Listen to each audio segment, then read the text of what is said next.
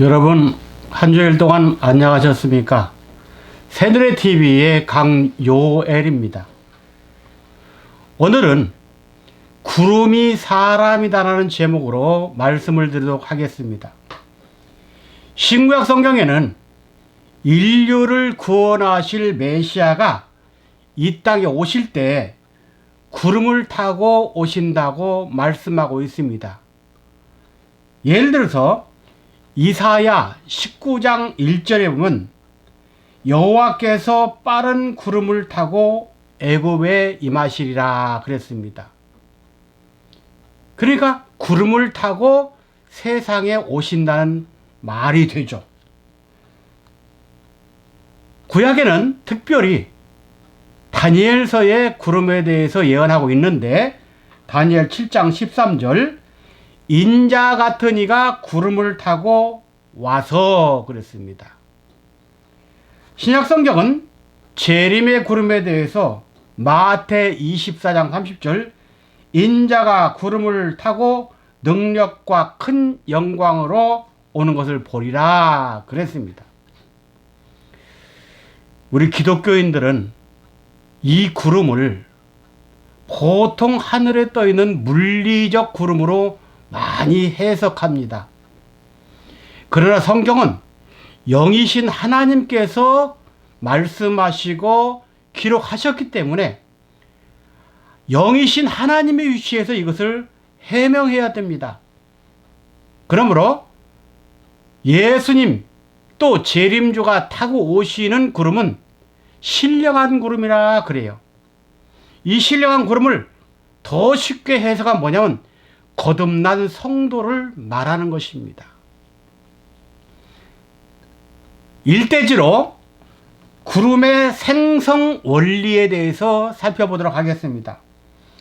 구름은 지구 대기에 떠다니는 작은 물방이나 얼음 알갱이들의 모임이죠. 구름은 아랫물이 햇빛을 받아 수증기가 되어서 하늘로 올라가서 만들어지는 것으로 강이나 바다, 호수의 물이 햇빛을 받아서 증발되어 작은 물방울이 되고 이 작은 물방울이 뭉쳐서 구름을 이루게 되는데 상승한 구름은 약 3km에서 머물게 됩니다. 이러한 구름이 생성되려면 절대적으로 필요한 것이 있습니다. 그것은 뭐냐?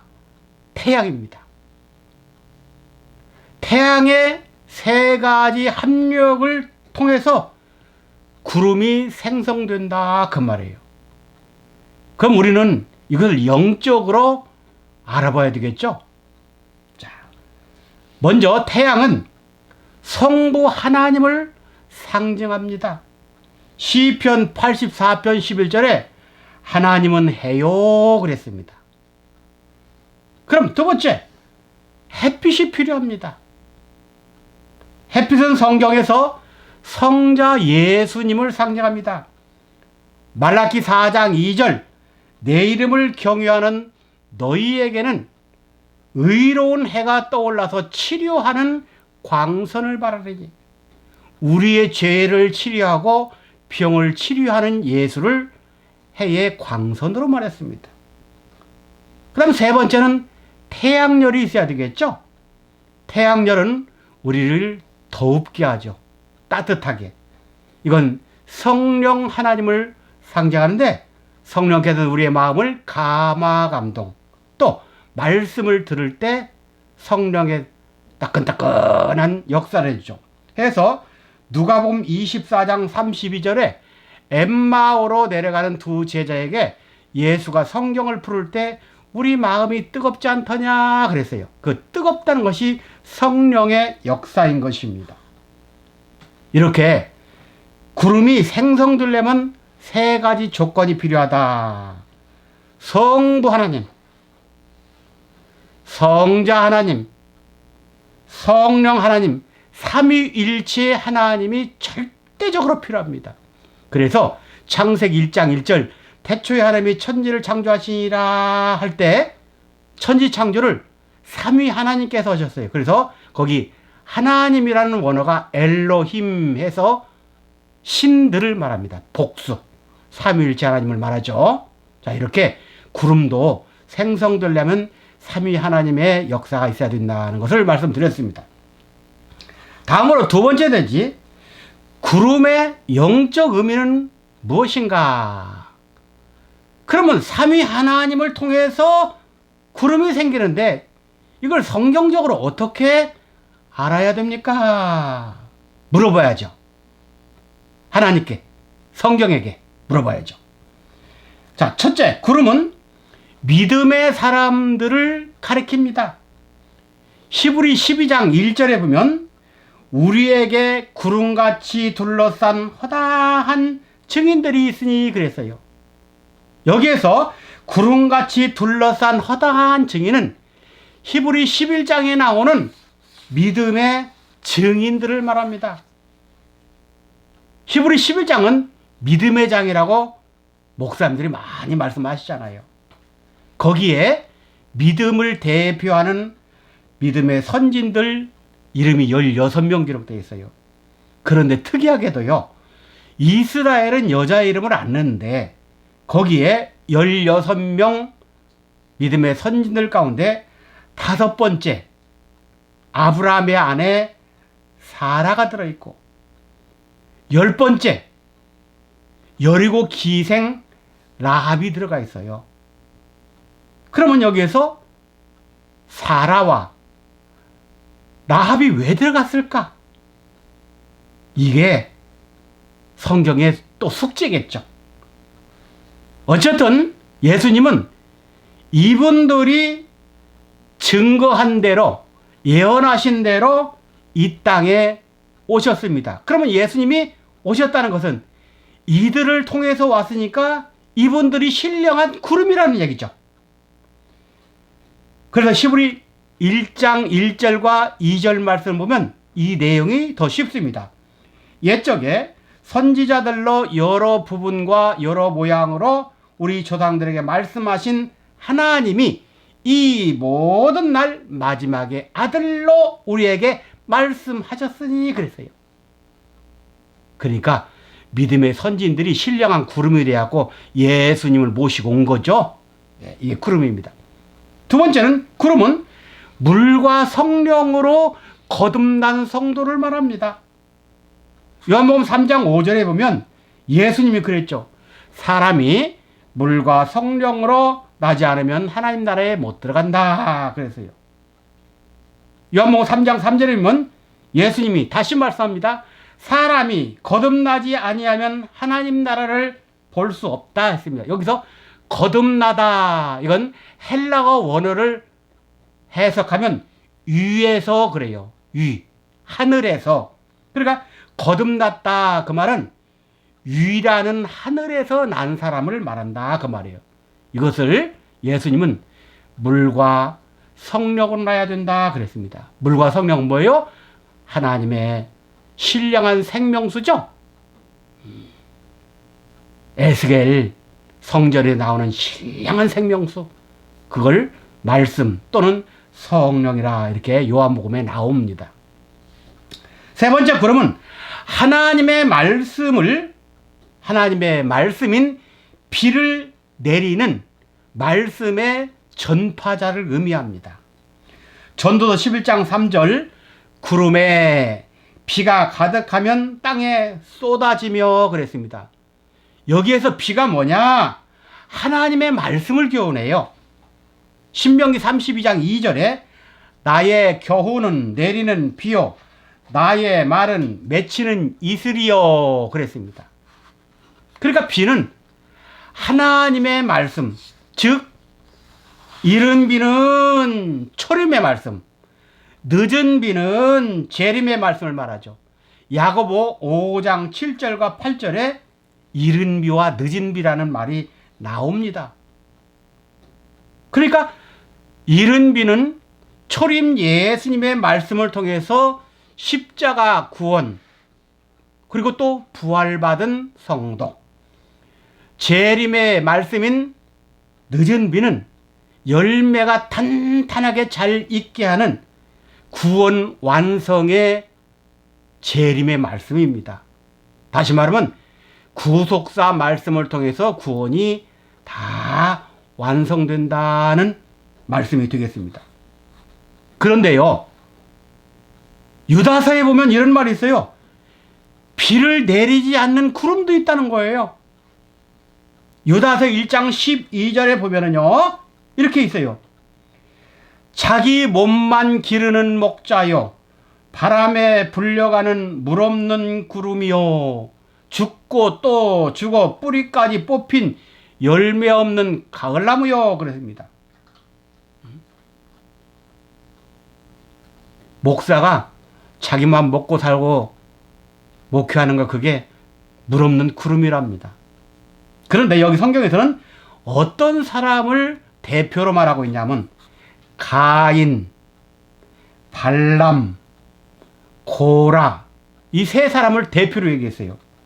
가인은요, 형제를 미워해서 살인했죠. 그래서 미움은 곧 살인으로 바뀝니다. 이런 사람들은 다 가짜라는 거죠. 발람은 삭슬발하고 선민 이스라엘을 저주한 자죠. 고라는 제사장 직분을 탐해가지고 광야교회에서 분란을 일으켰습니다. 이런 사람들이 물 없는 구름이라는 거예요. 근데 이들이 다 보세요. 가인은 큰형, 발람은 예언하는 대로 응답받는 선자, 고라는 모세의 사촌 동생으로 모세를 도와가지고 성막 일을 열심히 했죠. 이들이 잘못되면 문제가 크죠. 말씀이 없으면 그 목자 아닙니다. 성도 아니에요. 말씀 받아야죠. 네 번째, 구름의 색깔은 흰색입니다. 계시록 14장 14절, 내가 보니 구름이 있고 구름 위에 사람의 아들과 같은 이가 앉았는데, 그랬습니다. 초림 예수님이나 재림 주님이 타고 오시는 구름은요, 흰색이에요. 구름의 색깔이 종류가 다양하잖아요. 먹구름이 있죠. 뭉게구름이 있죠. 새털구름이 있죠. 그러나 성경에서는 흰구름이라고 했어요. 우리는 성경대로 믿어야죠. 여기에서 히다라는 헬라어는 류코스 그래요. 하야타, 이 말은 류코스. 이 뜻은 빛난다, 광채난다, 그 다음에 백마라는 뜻이 있습니다. 하얀 말. 계시록 19장 11절에 재림하시는 분이 백마를 타고 오시죠. 내가 하늘이 열린 것을 보니 보라, 백마와 탄자가 있으니 그 이름은 충신과 진실이라 그랬어요. 마지막 때 오신 분은 백마 타고 온다. 그게 바로 구름 타고 오신다, 그 말이에요. 바로 이렇게 재림조가 타고 오시는 흰구름은 흰말과 같다고 했습니다. 말씀을 정리해 보겠습니다. 마지막 영생과 변화를 이루는 말씀을 가지고 이 세상에 다시 오시는 주님은 죄와 상관없이 자기를 바라는 자들에게 임하신다고 했습니다. 그 말씀이 히브리 9장 28절입니다. 그러면 초림 예수를 통해서 죄가 다 사함받고 초림 예수를 통해서 영적으로 부활을 입은 자들에게 재림하신다는 말이죠. 그러니까 여기서 죄와 상관없이 자기를 바라는 자들에게 두 번째 나타나시리라 그랬으니까 자기를 바라는 자들은 죄가 없는 자, 물과 성령으로 거듭난 구름 같은 성도인 것을 알 수가 있습니다. 그래서 출애굽기 34장 5절에 여호와께서 구름 가운데 강림하사 그와 함께 거기 서서 여호와 이름을 반포하셨다 했습니다. 성도 여러분, 마지막 때 오시는 주님은 우리 마음 속에 오셔야 됩니다. 초림 예수님도 사관이 없어서 말구에 오셨죠. 사관은 오늘날로 말하면 여관이에요. 그러면 예수님을 모시는 여관은 우리들에게 무엇을 말하냐? 우리 자신, 우리 마음을 말합니다. 초림이나 재림이나 하나님은 우리 마음에 오시기를 원합니다. 그렇게 돼서 하나님과 내가 하나 돼요. 하나님은 영으로, 나는 육체로, 그렇게 영과 육체가 하나 되는 것을 천지통일이라고 합니다. 이렇게 된 사람이 마지막 때 7년 대환란을 통과하여 영육간에 에녹과 엘리야처럼 승천한다는 사실을 말씀해 주고 있는 말입니다. 이제 다시 오시는 주님을 영접하는 자들은 기쁨과 즐거움으로 충만할 것이지만, 영접하지 못한 자, 즉 신령한 구름이 되지 못한 자들은 애곡과 멸망만 있을 것이라고 계시록 1장 7절에 말씀하고 있습니다. 볼지어다 구름을 타고 오시리라. 각인의 눈이 그를 보겠고 그를 찌른 자들도 볼터이요 땅에 있는 모든 족속이 그를 인하여 애곡하리니 그러하리라. 아멘. 여기 애곡하는 사람이 누굽니까? 땅에 있는 자들입니다. 그러나 구름은 하늘로 승천했죠. 그래서 그런 사람들은 애곡하지 않고 기쁘고 즐거워하라고 요한계시록 12장 12절에 나와 있습니다. 오늘 말씀을 여기서 마치겠습니다. 감사합니다.